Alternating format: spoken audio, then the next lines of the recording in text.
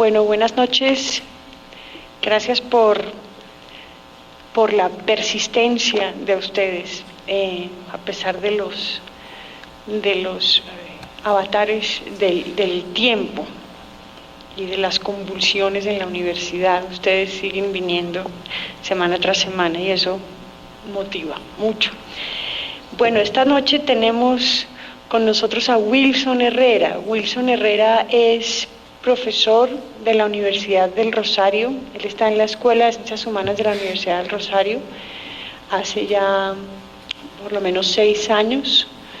Él acaba de defender su tesis doctoral en la Universidad de Binghamton, en el programa de filosofía de la Universidad de Binghamton. Es filósofo de la Universidad del Rosario y economista también de la Universidad del Rosario, y es un placer tenerlo a él aquí.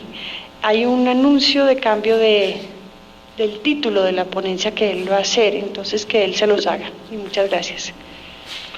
Bueno, muchas gracias, Ángela, por la invitación. Yo lo que voy a hacer, yo tenía pensado hacer primero una presentación sobre la relación entre el quehacer de la filosofía y el mal. Y yo había escrito un texto que es el que voy a presentar, en el que en el fondo yo me aproximaba a ese problema. Entonces, cuando traté de escribir sobre esto, yo me di cuenta que ahí ya estaba buena parte de las tesis que quería hacer, y entonces yo pues decidí más bien presentar este texto, que es un capítulo de la tesis y que salió publicado en un libro en la Universidad de los Andes, coeditado por la Universidad de los Andes, la Nacionalidad Javeriana, que salió para conmemorar los 200 años de la muerte de Kant. Yo voy a ir leyendo el texto y voy pasando aquí, voy poniendo aquí resúmenes de cada una de las partes para que ustedes no se vayan a perder. Primero voy a plantear el problema. Básicamente lo que en este problema lo que voy a mostrar es la conexión que existe entre el autoritarismo y las instituciones modernas. Eso me va a llevar a plantear dos cosas con las cuales empieza el texto, que es uno es el famoso experimento de Milgram y otro es la tesis de la banalidad de mal de Hannah Arendt. Después de eso se plantea como la pregunta que va a guiar todo el texto, que es cómo es posible que las instituciones modernas contribuyan a que las atrocidades continúen sucediendo. Y la tesis central que voy a mostrar es la siguiente, es que la teoría kantiana del mal radical da cuenta de la condición moral de una sociedad moderna autoritaria. Al final del texto, la última parte del texto, yo voy a tratar de mostrar una tesis que yo defiendo en otros artículos, y es que hay un deber moral de conocer la situación en la cual uno vive. Y si ese deber moral se acepta, es claro que el primer deber de una filosofía que pretenda ser filosofía de su tiempo es precisamente dar cuenta de su situación presente. Y con esto, antes de empezar, pues quisiera hacer un breve comentario sobre cómo abordar la filosofía. En las investigaciones sobre el entendimiento humano, Hume empieza diciendo que hay como dos formas de abordar la filosofía. Una que él dice que es la filosofía abstrusa, especulativa, etcétera, y otra que es una filosofía que está como orientada a la acción, a la vida. Y él dice en esa primera parte pues que los filósofos, antes de ser filósofos, en primer lugar son seres humanos que viven en el mundo real, en el mundo cotidiano, y que la filosofía de alguna manera tiene que dar cuenta de ese mundo cotidiano. Pues bien, si eso es así, resulta paradójico que parte de la herencia humeana en la filosofía analítica en buena parte del siglo XX, se haya dedicado a una serie de problemas que parecen ser muy alejados de los problemas de lo que uno llamaría el sentido común. Y uno de esos problemas del sentido común en este siglo XX es el problema del mal. Y la manera como yo voy a enfocar y se va a enfocar aquí el problema del mal no es desde un punto de vista teológico, eso de pronto lo vieron en otras conferencias, sino ese mal que vemos en distintas o en sus distintas manifestaciones, como los genocidios, racismo, opresión, etcétera. Es de ese mal el que vamos a hablar. Y lo que voy a tratar de especular con la tradición filosófica y sobre todo con Kant es cómo dar cuenta de ese mal, de por qué se da ese mal. ¿Por qué razón si vivimos en sociedad, por qué razón si la Ilustración prometía libertad, fraternidad, igualdad, creó instituciones que generan todo lo contrario a lo que ella promete? Eso es lo que voy a entrar a discutir en el texto. Entonces voy a dar comienzo. Kant, el mal radical y la modernidad. Al principio de los años 70 del siglo XX, el psicólogo social Stanley Milgram llevó a cabo una serie de experimentos en la Universidad de Yale con el objeto de estudiar el comportamiento de los seres humanos ante la autoridad. Los participantes en esos experimentos fueron escogidos entre personas comunes y corrientes, como ayudantes de oficinas postales, profesores de secundaria, vendedores, ingenieros y obreros. A cada uno de ellos se les informó que el objetivo del estudio era determinar los efectos del castigo en el aprendizaje. El procedimiento del experimento era el siguiente: cada participante debía asumir el papel de profesor y tenía que hacer preguntas a otro supuesto participante que haría las veces de estudiante, quien en realidad no hacía parte de las personas reclutadas, sino que era un miembro del grupo investigador. A cada uno de los voluntarios se le dio la orden de presionar un interruptor cada vez que el estudiante diera una respuesta errada, y se le informó que esta acción produciría un choque eléctrico al estudiante. El grupo investigador le señaló a los informantes que ellos podían regular la intensidad de los choques eléctricos, y se les dijo que a un nivel de 250 voltios el choque podía producir por lo general fuertes dolores físicos en el estudiante. Los resultados de este experimento fueron impresionantes. Así, por ejemplo, cuando los participantes estaban en cuartos separados del supuesto estudiante, en donde podían verlo pero no escucharlo, todos ellos no solo obedecieron la orden, sino que además administraron choques eléctricos de al menos 270 voltios. Además de esto, 26 de los 40 participantes administraron choques de 450 voltios, el nivel de voltaje permitido más alto. Estos resultados llevaron a Milgram a concluir que, comillas, una persona cualquiera quien con convicción interna repudia el robo, el homicidio o el asalto, puede encontrarse a sí misma ejecutando uno de estos actos con relativa facilidad si se le ordena hacerlo, cierro comillas. En sus comentarios sobre el trabajo de Milgram, el sociólogo Zygmunt Bauman señala que lo que los experimentos prueban es que, comillas, la crueldad no tiene relación con el carácter de sus perpetradores, pero sí una fuerte correlación con la autoridad y la subordinación, con la estructura de poder y con la obediencia que a nosotros nos parece normal que enfrentamos cada día. Cierro comillas.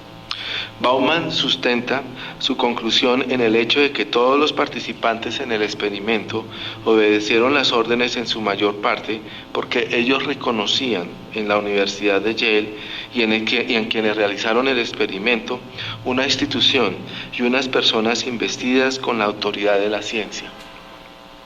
Pero quizá uno de los aspectos más perturbadores del experimento es que todos los voluntarios eran individuos de clase media que viven en una sociedad democrática y próspera. Para Bauman, el experimento de Milgram muestra que las actitudes autoritarias y fascistas pueden ser atribuidas no solamente a crueles, sino también a personas comunes y corrientes. Estos experimentos brindan un apoyo empírico a la famosa tesis de la banalidad del mal propuesta por Hannah Arendt en Eichmann en Jerusalén. Como es bien sabido, en este libro, Arendt sostiene que Eichmann y la mayoría de los seguidores del nazismo eran buenos hombres de familia y no fanáticos crueles. En este sentido, tanto los experimentos de Milgram como las especulaciones de Hannah Arendt son similares a lo que Foucault vio en el Antiedipo de Deleuze y Guattari, comillas, un relato de cómo el fascismo yace en todos nosotros, en nuestras cabezas y en nuestros comportamientos de todos los días. El fascismo que nos lleva a querer el poder, a desear aquello mismo que nos domina y nos explota. La lista de males y su magnitud durante el pasado siglo es larga y aterradora. Estos van desde el genocidio y la esclavitud hasta el racismo, el sexismo, la violencia familiar, las desigualdades sociales y los desastres ambientales. Dadas sus dimensiones, estos males no pueden ser atribuidos solamente al esfuerzo de mentes perversas, sino a la lógica de las instituciones políticas modernas. Por esta razón, Claudia Carr, en su libro The Atrocity Paradigm, A Theory of Evil, prefiere usar el término atrocidad en lugar de la noción de mal para caracterizar los efectos morales devastadores de las instituciones modernas. Esta visión de la modernidad como un conjunto de instituciones que directa o indirectamente han permitido actos atroces contrasta con los fines propuestos por los pensadores modernos de construir sociedades fundadas en la solidaridad, la libertad y la igualdad. Estos fines no son, sin embargo, meros sueños de filósofos. Después de 2 siglos de arduas luchas, estos fines han cobrado tal vigencia que se han convertido en principios rectores de instituciones importantes como la Carta de las Naciones Unidas, las constituciones políticas de las democracias occidentales y los tratados internacionales ratificados por la mayoría de los estados modernos. A pesar de esto, y de todas las experiencias lamentables del siglo pasado, las atrocidades aún ocurren. Por ello mismo cabría preguntarse cómo es posible que las instituciones modernas contribuyan a que estas atrocidades continúen sucediendo. El objetivo central de este artículo es mostrar que la teoría kantiana del mal puede ser utilizada para dar cuenta de la tesis arendtiana de la banalidad del mal, que para Milgram y Bauman es la que mejor expresa la condición moral de una sociedad moderna autoritaria. El artículo va a tener 4 partes. Primero voy a explicar la tesis del mal radical en Kant, esa es la primera. La segunda es la teoría de la tesis de la agencia moral, como la formula Kant. La tercera me voy a enfocar en un aspecto de esa teoría que es muy importante, que es la idea del autoengaño, y voy a mostrar cómo este autoengaño se relaciona con la noción del mal radical. Y finalmente termino dando cuenta de la noción de la banalidad del mal. Primero, la tesis kantiana del mal radical. Entonces aquí lo que primero que voy a hacer es voy a contraponer 2 tesis contra las cuales Kant discute. Una es la tesis del determinismo y la segunda tesis, la tesis del mal diabólico. La tesis del determinismo es una tesis relativamente bien conocida y dice que todas nuestras acciones están determinadas por leyes de la naturaleza. Y si se acepta esa tesis del determinismo según Kant, que es lo que vamos a mostrar, el mal como tal no tendría sentido. La segunda tesis contra la cual lucha Kant es la tesis del mal diabólico, que dice que el mal es la tesis que señala que el mal se hace por el mal mismo, o sea, como que el fin último es el mal, es hacer el mal. Y si se acepta esa tesis, entonces nos vamos a encontrar como una tesis irracionalista sobre el mal. Y Kant también ve eso problemático. Después de mostrar estas 2 tesis contra las cuales Kant discute, voy a mostrar la tesis kantiana del mal radical, que consiste básicamente en la idea de que los seres humanos tienden a subordinar la ley moral al principio del amor propio. Con eso terminó la primera parte. Después, antes de terminar esa primera parte, voy a exponer a su vez dos aspectos un poco técnicos de la filosofía moral kantiana, pero que sirven para explicar lo que quiero hacer, y es una distinción que se encuentra sobre todo en la crítica de la razón práctica entre lo que uno puede llamar máximas de primer nivel y máximas de segundo nivel. Eso yo lo voy a explicar ahora. Sobre esa distinción vamos a encontrar como los dos principios prácticos. Uno es la ley moral y el otro es el principio de la felicidad. Y como conclusión de esa parte vamos a ver un concepto central en la tesis de kantiana que se llama la propensión del mal, que consiste precisamente en la propensión que tenemos a subordinar la ley moral a la felicidad. Con eso terminamos esta primera parte. Para Kant, los seres humanos somos por naturaleza propensos a hacer el mal, y por ello mismo se encuentra en nosotros un mal radical innato. Para nuestros oídos, tal afirmación es peligrosa, pues la palabra innato sugiere que cualquier persona es moralmente mala desde el nacimiento hasta su muerte. Esto es, que niños y adultos, víctimas y victimarios son todos culpables. Desde este punto de vista, la postura de Kant implicaría caer en la perturbadora tesis de la culpa colectiva. Empero, como veremos a continuación, la manera como Kant entiende esta idea del mal radical está lejos de tener dicha connotación. En términos generales, para Kant los seres humanos son radicalmente malos, en el sentido de que ellos tienden a subordinar la ley moral al principio del amor propio como condición suprema de la acción. Así, según Kant, el hombre hace de los motivos del amor a sí mismo y de las inclinaciones de éste la condición de seguimiento de la ley moral. Para entender esta tesis, es necesario compararla con otras dos concepciones del mal que Kant rechaza. La primera de ellas es la tesis del determinismo defendida por Spinoza y Hobbes, según la cual el mal es el resultado de la influencia física de nuestras inclinaciones, es decir, de nuestras pasiones y nuestros deseos. Para Spinoza y Hobbes, los seres humanos no constituyen una especie que esté por encima de la naturaleza, como cualquier fenómeno natural. Las personas y sus acciones están también sujetos a las leyes naturales. Desde esta perspectiva, los males cometidos por los seres humanos, como cualquier evento natural, son efectos necesarios de eventos previos unidos a leyes de la naturaleza.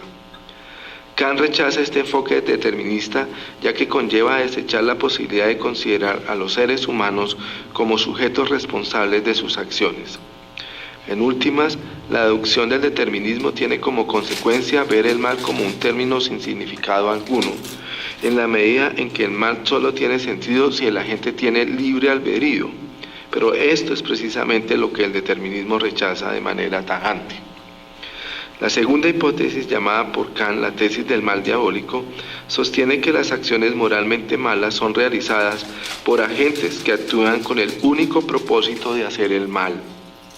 Un ejemplo de esta concepción es la llamada explicación intencionalista de los crímenes nazis. Como lo señala el historiador alemán Tim Mason, dicha postura sostiene que la única explicación del exterminio de los judíos se debe a que Hitler lo ordenó, y él lo ordenó porque él lo quería. Mason señala acertadamente que tal enfoque es una forma de rendición intelectual, pues renuncia a buscar explicaciones tanto acerca de cómo Hitler y su círculo interno de seguidores pudieron tomar este tipo de decisiones y ejecutarlas, así como de las condiciones que permitieron la emergencia del nazismo en Alemania.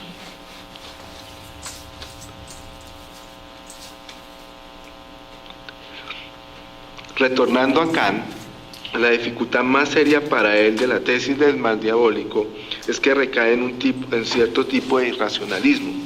Así, de acuerdo con Kant, dado que las leyes morales son establecidas por la razón, decir que uno actúa con el fin último de hacer el mal es lo mismo que decir que uno actúa de acuerdo con principios que contradicen la razón. Esto se puede interpretar de dos maneras, o ambas con consecuencias nefastas para la tesis del mal diabólico. O bien la persona que es diabólica no es capaz de actuar de acuerdo con principios racionales, en cuyo caso ella no puede ser culpada por sus acciones, o bien quien comete el mal se considera a sí mismo como un ser racional, que por lo tanto debería reconocer la validez de la ley moral.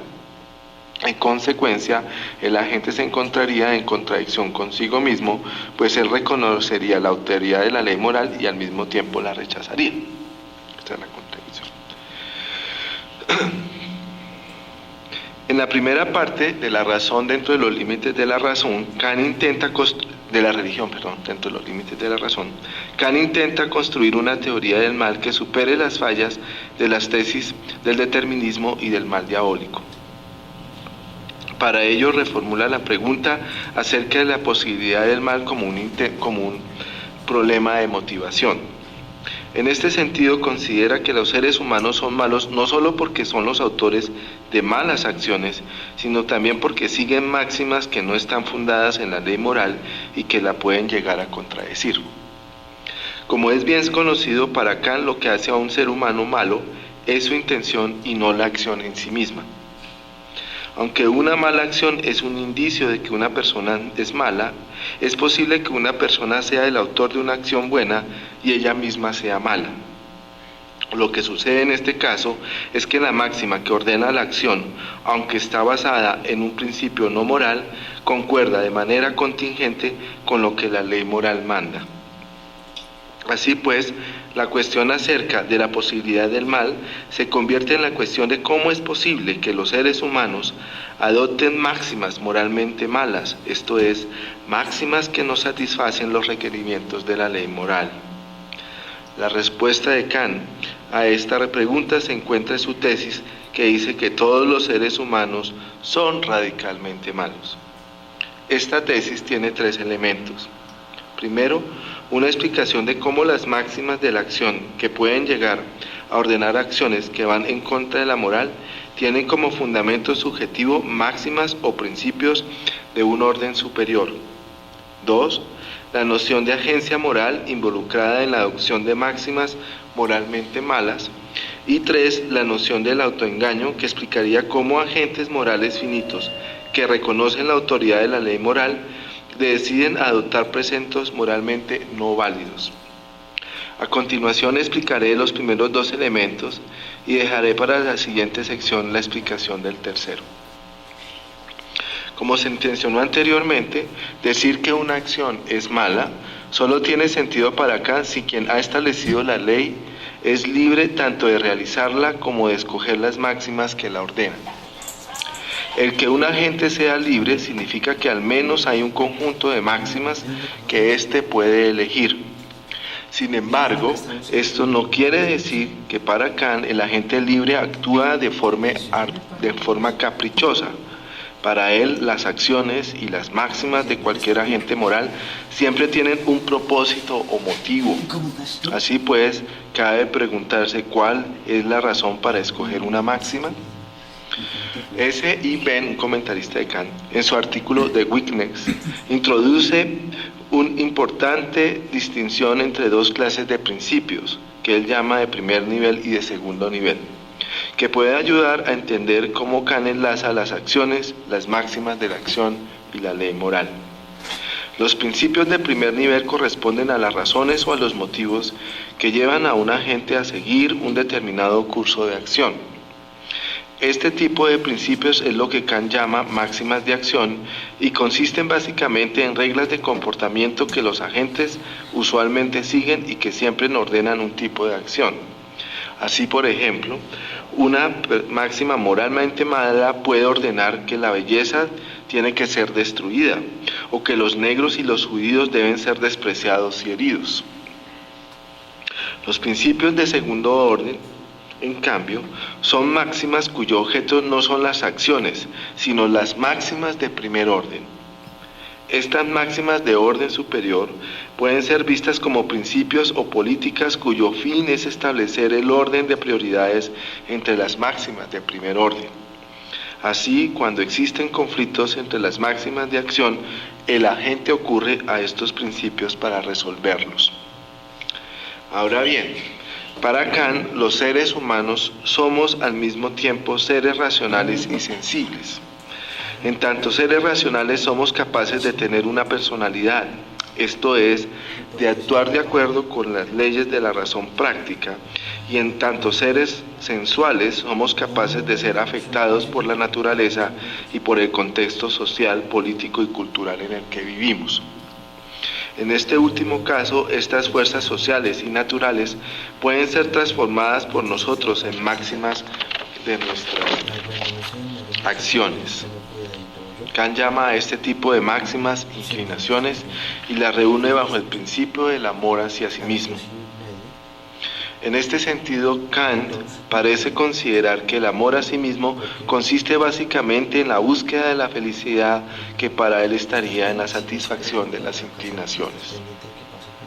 Por otra parte, los seres humanos no son santos que siempre actúan de acuerdo con la ley moral, ni meros animales que solo siguen sus instintos.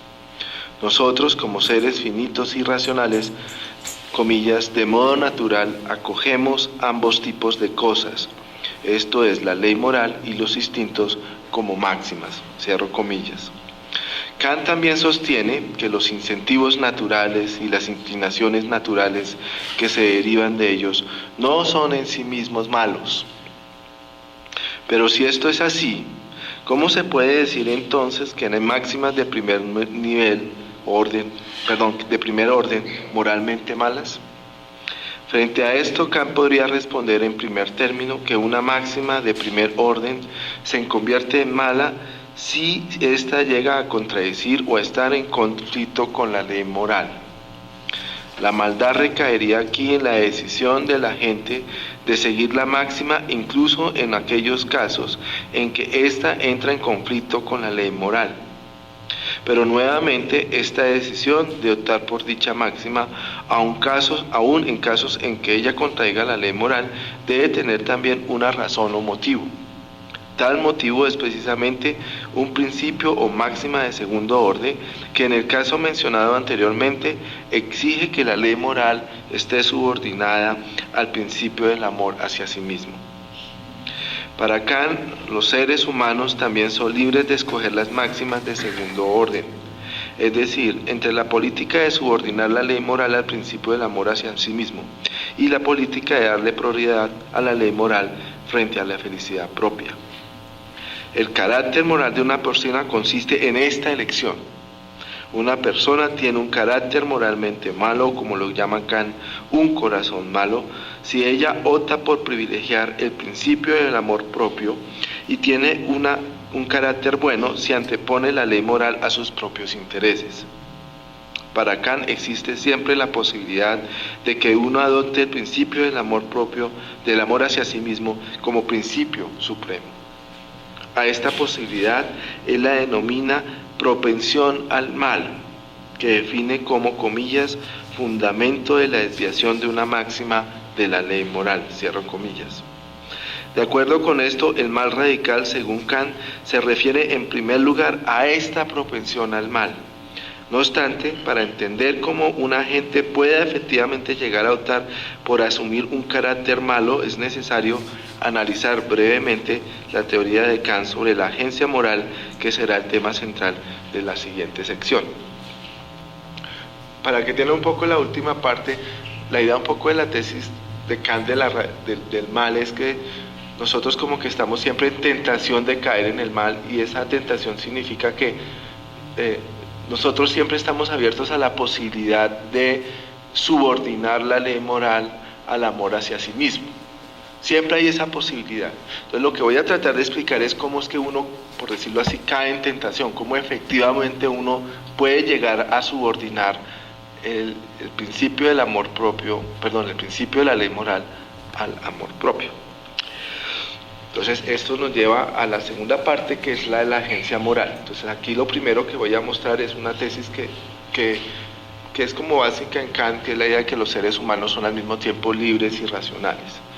Esa tesis se va a expresar esta idea general se expresa en dos tesis. La primera, la tesis de la incorporación, y es la idea de cómo las inclinaciones, cómo los deseos, las pasiones, etcétera, se incorporan en máximas. Y la segunda tesis, la tesis de la reciprocidad, que consiste básicamente en que la ley moral y la libertad se determinan mutuamente, o se fundan mutuamente, por decirlo así.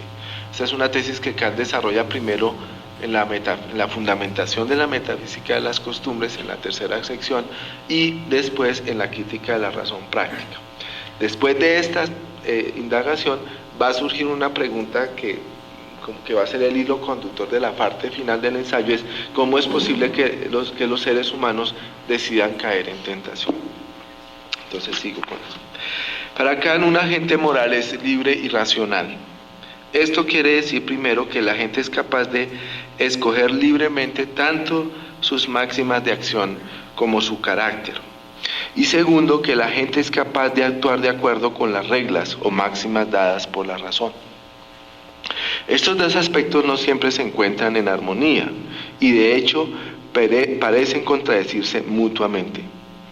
Así, por ejemplo, si una persona mala es alguien que libremente escoge como la máxima de máximas, como el más alto principio, el principio del amor propio, dado que la persona es un ser racional, esta decisión debería estar justificada a su vez en una razón o motivo.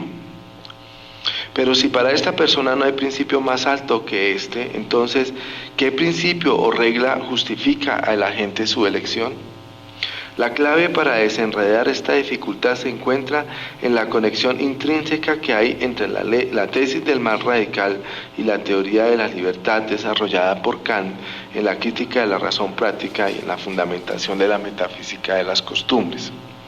Para mostrar esta conexión seguiré la interpretación que Henry Allison desarrolla en la tercera parte de su libro Kant's Theory of Freedom y en su artículo corto Kant on Freedom, a Reply to My Critics. En términos generales, el propósito central de Kant en su teoría de la libertad es establecer las condiciones de la agencia moral. Esta teoría tiene dos partes. La primera es llamada por Allison la tesis de la incorporación, que en palabras de Kant afirma que, comillas, la libertad del albedrío tiene la naturaleza totalmente peculiar de que el albedrío, solo puede ser determinado a una acción por el resorte, en tanto, el resorte aquí entiéndalo como la motivación, en tanto que el hombre lo ha admitido en su máxima. Para Kant, con excepción de los seres humanos, todos los animales, además de ser afectados por la naturaleza, son también totalmente determinados por ella. En el caso de nosotros, los seres humanos, aunque como animales somos afectados sensualmente por la naturaleza, como seres racionales tenemos la capacidad de no ser totalmente determinados por nuestras sensaciones.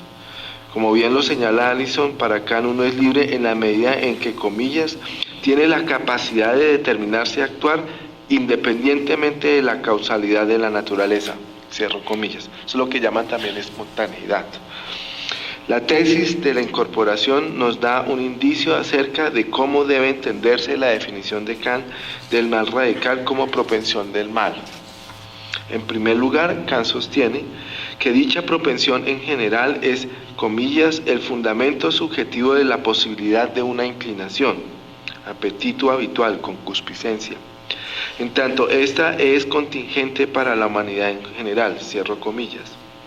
Lo que esto significa es que un agente moral tiene la capacidad de adoptar máximas de acción que incorpora una o varias inclinaciones.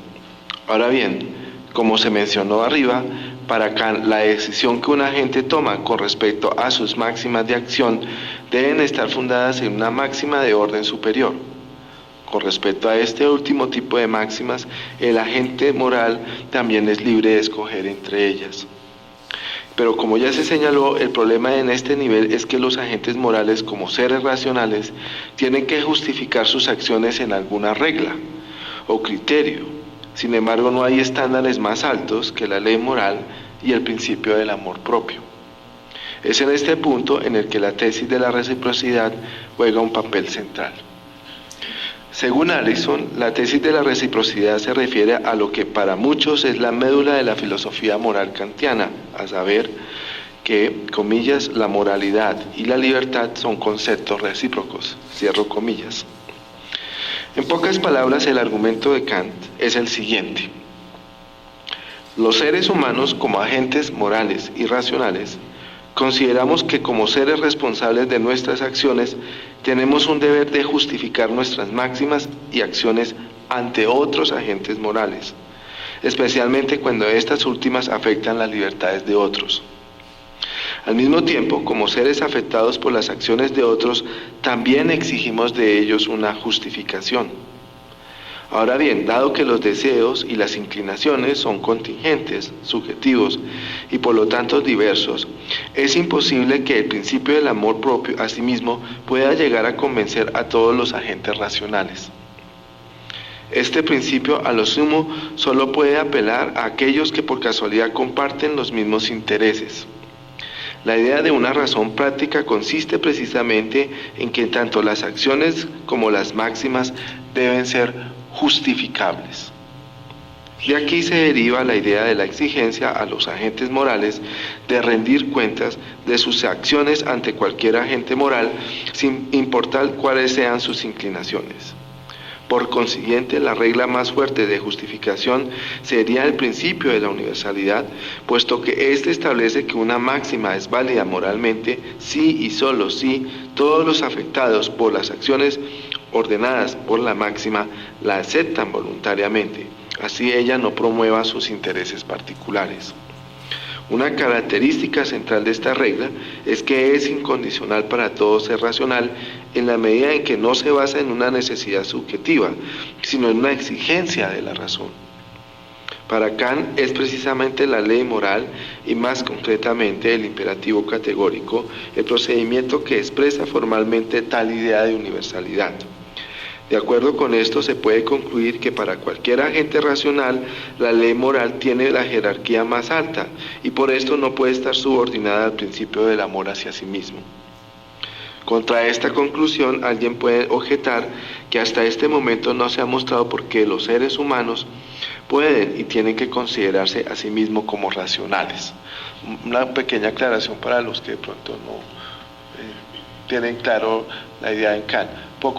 La idea en Kant es que uno tiene una máxima para actuar y si uno quiere determinar si esa máxima vale moralmente, lo que uno tiene que mostrar es si esa máxima puede universalizarse, si cumple con la condición de la universalidad. Una forma de entender esta condición de la universalidad puede ser con un criterio como el de ¿qué pasa si esa máxima se vuelve público? Si al volverse pública esa máxima aguanta, la gente lo sigue. Eso quiere decir que la máxima es un candidato para ser una ley moral. Con esta forma de explicación también quiero recalcar que la noción de Kant de racionalidad práctica es como una especie de procedimiento de construcción, en el sentido de que la razón construye la ley moral. Pero la manera como la razón construye la ley moral es que ella aplica un procedimiento siguiendo un criterio, que es el criterio en este caso de universalidad. Si uno lee Kant en la fundamentación dice que hay tres maneras de expresar el imperativo categórico. Uno es la universalidad, el otro es tratar a los otros como fines y no como medios, y el tercero es el de la autonomía. Voy a centrar en el segundo. Un criterio para determinar si una máxima es válida es ver si en esa máxima las personas afectadas por la acción son tratadas como fines y no meramente como medios. Si cumple con ese requisito, esa máxima es un candidato a la ley moral. Entonces lo que la razón hace es examinar o determinar, es evaluar las máximas de acción que uno está siguiendo. Y si esas máximas cumplen con esos criterios de universalidad, de dignidad, etc., entonces esas máximas valdrían como ley moral. Y hago esta aclaración porque todo el tiempo yo he hablado de la ley moral y eso ¿dónde sale? Eso en la interpretación que estoy siguiendo, la ley moral no es algo que es independiente de la construcción que hace la razón práctica misma. Bueno, hecha esa aclaración, sigo con el texto. Para Kant, los seres humanos tienen la capacidad de ser personas, es decir, comillas, la susceptibilidad del respeto por la ley moral como de un resorte suficiente por sí mismo del albedrío, cierro comillas. Así, si alguien dice que los seres humanos no solo no siguen la ley moral, sino de que además no deben respetarla, eso, según Kant, sería lo mismo que decir que nosotros, los humanos, no tenemos la capacidad de ser personas morales. Esta tesis llevaría a afirmar que no somos libres, por cuanto afirmar que uno carece de la capacidad de ser persona equivale a sostener que uno no tiene la posibilidad de escoger entre la ley moral y el principio del amor hacia sí mismo. En otras palabras, si los seres humanos no son libres, entonces no son responsables de sus acciones y por definición no serían moralmente malos.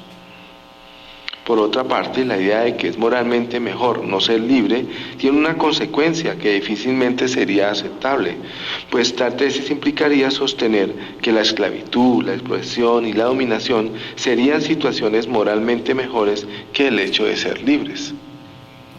En suma, la objeción de que las personas no deben ser consideradas como racionales es problemática, pues defender la tesis de que los seres humanos no tienen y no deben tener la capacidad de reconocer la ley moral y sus requerimientos de justificación significaría ver a los seres humanos como autómatas o seres pasivos a quienes les deberían parecer bien ser esclavos. La tesis de la reciprocidad presenta aún otro problema. Si todos los agentes racionales tienen que reconocer necesariamente la autoridad de la ley moral, ¿cómo explicar la tesis de Kant según la cual los seres humanos son radicalmente malos? La respuesta de Kant a este interrogante se encuentra en su tesis de la propensión al mal. Como ya se mencionó, la idea básica de dicha propensión es que los seres humanos están siempre tentados a hacer excepciones a la ley moral con el fin de satisfacer las exigencias del principio del amor propio. El hecho de que los humanos elijan en muchas ocasiones actuar del mal muestra que la razón por sí sola no determina totalmente a la voluntad humana. Esta es una expresión del carácter infinito de la naturaleza humana. Para entender mejor este punto, uno puede comparar a un hombre común y corriente con un santo. Mientras el último es alguien, o sea, el santo, es alguien que siempre actúa según la moralidad y tiene la fuerza suficiente para resistir a las tentaciones, el hombre del común es alguien en que las fuerzas de las inclinaciones con frecuencia son subjetivamente más fuertes que la ley moral. Se puede decir que las personas comunes y corrientes están en medio de dos extremos, el santo y el animal. Así, mientras el santo carece de la capacidad de optar por el mal y el animal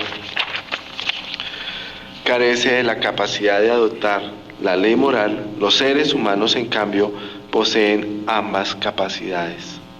Por esta razón no se puede encontrar culpables ni a los santos ni a los animales, pero sí a los seres humanos, pues estos, aunque son afectados por las inclinaciones, tienen la capacidad de resistirlas. Hasta este punto, la tesis central del mal radical significa solamente que los seres humanos son seres finitos y libres, siempre expuestos a las tentaciones. De esta conclusión tan débil no se sigue, empero, que efectivamente los hombres decidan ser moralmente malos. Por tanto, surge la pregunta de cómo es posible que los humanos libremente decidan caer en la tentación, o en palabras de Allison, ¿cuál es el mecanismo, los medios que transforman tal posibilidad de caer en tentación en un hecho bruto, es decir, en una acción mala, en volvernos pecadores? Ahora paso a la tesis, a la siguiente parte, que es el engaño y el mal radical. Entonces, aquí lo que voy a mostrar es lo que uno puede llamar como la tesis kantiana sobre la condición humana. Entonces, aquí él dice que hay tres niveles de el carácter malo de una persona puede tener como tres niveles. El primer nivel es el de la fragilidad humana, el segundo es el de la impureza y el tercero es de la corrupción del alma humana. En el de la corrupción es donde va a entrar, en los tres niveles siempre entra una especie de autoengaño, que es lo que voy a tratar de explicar en el texto. O sea, en el fondo lo que Kant quiere señalar es que esta subordinación que Este caer en tentación en el fondo va a consistir en una especie de autoengaño que uno se hace a sí mismo. Y ese autoengaño lo que significa es que uno al mismo tiempo reconoce la ley moral, pero al mismo tiempo uno decide violarla. Y el autoengaño es tratar de justificar por qué uno la viola, cuando uno ha querido violarla, como tratar de excusarse, ¿sí? Y no reconocer que uno realmente lo hizo intencionalmente, que uno realmente subordinó uno a la otra. Eso es lo que voy a tratar de explicar. De ese análisis que se hace allí, la parte donde más voy a centrarme es en el de la corrupción. Y en esa parte de la corrupción hay un pedazo en donde Kant tiene un argumento muy similar a lo que Jaspers llama la falsa conciencia. Y esa tesis de la falsa conciencia es la que me va a permitir relacionar esta tesis kantiana con la banalidad del mal. Y en esa explicación sobre el engaño en el caso de la corrupción, voy a mostrar 3 explicaciones, y las 3 explicaciones que aquí las menciono, que es esconder las motivaciones, excusar las acciones, evitar los remordimientos. Detrás de esas explicaciones, lo que vamos a encontrar ya es la fuente de lo que se llama la teoría de la banalidad del mal, que es el punto siguiente que voy a explicar. Bueno, entonces sigo con mi lectura.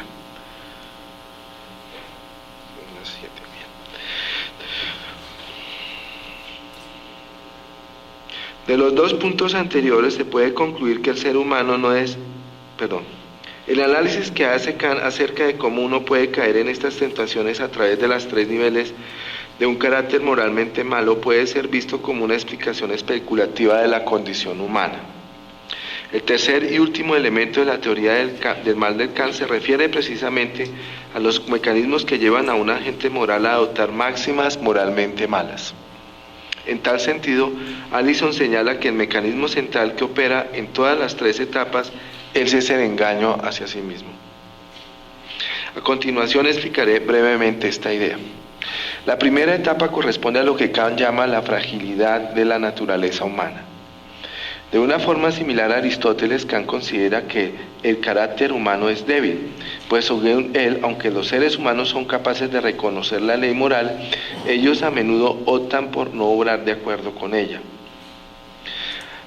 Así Kant escribe: acojo el bien, la ley, en la máxima de mi albedrío, pero este bien, que objetivamente en la idea es un resorte insuperable, es subjetivamente, si la máxima debe ser seguida, el resorte más débil. Esta formulación es otra versión de la muy famosa acrasia, cuya expresión más directa es la de Ovidio: yo hago y apruebo lo mejor, pero sigo lo peor. La explicación clásica de este aforismo es que tanto las circunstancias naturales como las circunstancias sociales, y especialmente estas últimas, son las que contribuyen a formar un carácter débil. Tal explicación nos lleva a la misma conclusión alcanzada por el enfoque determinista, y de hecho, pues si nosotros no somos responsables de nuestras circunstancias, y de hecho no lo somos, entonces tampoco somos responsables de la formación de nuestro carácter, en cuyo caso no podemos ser culpados por nuestras acciones. La salida que Kant ofrece a este problema de la acrasia parece paradójica, ya que al mismo tiempo sostiene que los seres humanos tienen una culpa impremeditada con respecto a la fragilidad y que uno solo puede ser culpado por actos intencionales. Una forma de resolver esta paradoja es a través de la noción de autoengaño en la forma sugerida por Allison. Aunque es cierto que ningún ser humano es responsable de sus circunstancias, Kant también afirma que en la medida en que uno se considere libre, se considera con la capacidad de resistirlas y superarlas. En este sentido, si alguien usa como excusa su carácter débil, pero se reconoce como un agente moral y libre, entonces cae en una especie de autoengaño. Aquí, lo que la persona se oculta a sí misma y a los otros es su capacidad de resistir las condiciones adversas. Como Allison lo señala, en el caso de la fragilidad humana, el autoengaño entra en el cuadro desde el principio, dibujando lo que en realidad es una evaluación libre por parte de uno mismo como una debilidad de la cual uno no se puede hacer responsable. El ejemplo que voy a poner a continuación aclara. Un ejemplo muy claro de esto es el fumador que dice públicamente que no debería fumar, pero que se excusa diciendo que no es lo suficientemente fuerte para resistirse a la tentación. Pero de hecho él fuma porque finalmente, y sin reconocerlo, prefiere el disfrute de una buena bocanada de humo a tener una buena salud. En este caso, la no premeditación o no intencionalidad de la gente radica en el hecho de que él reconoce la autoridad de la ley moral y por lo tanto no quiere actuar en contra de ella, pero aún así él es culpable, pues oculta ante sí y ante los otros su capacidad de resistir la fuerza de sus inclinaciones. El segundo grado de un carácter moralmente malo es llamado por Kant la impureza del corazón humano, y consiste en combinar una máxima moral con una no moral y justificar la acción ante los otros solo en motivos morales. Es decir, aquí juegan motivos morales y no morales para llevarme a actuar, pero cuando voy a justificar la acción solo aduzco los motivos morales y oculto los motivos no morales. Ahí está la trampa. Otra forma de entender esta acción de impureza es diciendo que la fuerza motivadora de la ley moral no es suficiente para inducir a la gente a actuar de acuerdo con la moralidad. El mal, en este caso, no radica tanto en el hecho de que los agentes basen sus acciones en máximas no morales, sino en que ellos mientan, diciéndose a sí mismos y a los demás que están motivados únicamente por la ley moral. De la misma manera que en el caso de la fragilidad del carácter, Kant sostiene que un corazón impuro es no intencionalmente culpable. Una posible explicación es que, aunque la persona reconozca la autoridad de la ley moral y su obligación a actuar de acuerdo con ella, ha elegido no dejar de lado el principio del amor a sí mismo como la fuerza motivadora de su acción. Su culpabilidad recae precisamente en decir a los demás y a sí mismo que actúa solamente según la ley moral. Un ejemplo interesante al respecto son los ricos que dan dinero, en parte porque reciben alguna clase de beneficio tributario o prestigio, y en parte porque creen que es un deber ayudar a los otros que están en necesidad. La mayoría de ellos, cuando están frente al público, afirman que hacen sus donaciones únicamente motivados por razones morales, pero voluntaria o involuntariamente esconden sus motivos egoístas. Este ejemplo nos da una idea acerca del aspecto moral envuelto en las políticas sociales, en especial en relación con los impuestos. La gente que actúa solo por mor del deber moral de ayudar a otros se opondría a cualquier clase de estímulo social, político o económico, mientras que las personas con un carácter impuro lo exigirían o bien directamente o bien a través de algún subterfugio. Cuando las políticas sociales acuden a motivaciones egoístas como descuentos de impuestos o reconocimiento social para estimular a las personas a pagar impuestos o a hacer donaciones, se está reconociendo que ellas no son santas, sino más bien seres que al mismo tiempo son altruistas y egoístas. El tercer y más alto grado al que puede llegar un carácter moralmente malo corresponde a lo que Kant denomina la malignidad, perversidad o corrupción del corazón humano, que él define como, comillas, la propensión del albedrío a máximas que posponen el resorte constituido por la ley moral a otros no morales, cierro comillas. Una forma de entender esta definición un poco confusa es comparándola con las nociones de impureza y de mal diabólico. A diferencia de un carácter impuro, que reconoce la prioridad de la ley moral sobre el principio del amor propio, el agente perverso invierte el orden moral atendiendo a los resortes de un libre albedrío. Por lo tanto, el sujeto corrupto, a diferencia de la persona impura, deliberadamente pone la ley moral al servicio del principio del amor hacia sí mismo. Alguien podría decir que esta interpretación es discutible, ya que hace borrosa la diferencia entre el carácter corrupto y el mal diabólico, pues si, como señala Kant, la fuente del mal se encuentra en el principio del amor hacia sí mismo, entonces poner este principio como el más alto sería lo mismo que afirmar que la gente actúa con el fin de hacer el mal, Y es esto lo que precisamente quiere decir el concepto del mal diabólico. Aunque Kant no es claro, una respuesta a esta objeción es que mientras el agente con un carácter diabólico rechaza la autoridad de la ley moral, el agente corrupto le reconoce, pero con la condición de que éste se subordine al principio del amor hacia sí mismo. O sea, el mal diabólico, el que defiende el mal diabólico no acepta para nada la autoridad de la ley moral. El corrupto sí, pero lo que pasa es que la coloca en un segundo nivel. Así, por ejemplo, mientras una persona diabólica puede intentar destruir el mundo solo porque considera que este debe ser el final de la humanidad, la persona corrupta es un agente egoísta que calcula en qué tipo de mundo sus intereses particulares estarán satisfechos de la mejor manera.